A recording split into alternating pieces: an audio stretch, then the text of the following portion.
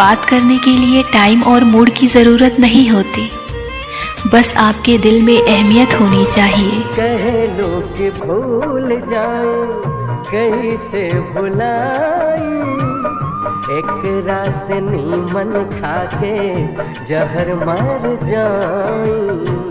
हमें नहीं आता अपने दर्द का दिखावा करना, बस अकेले रोते हैं और सो जाते हैं।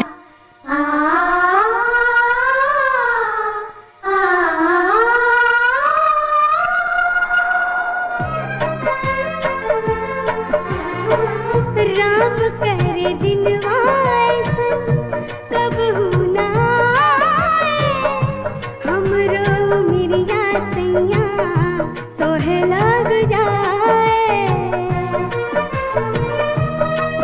भले जग मेरी हो जाए ना तोहसे होई जुदाई, अब तोहरे हाथे मंगिया में सिंदूर भराई हो। ए हमरे साजन, ए हमरे बालम, नहिया तोहार दिल हमार ले गइल।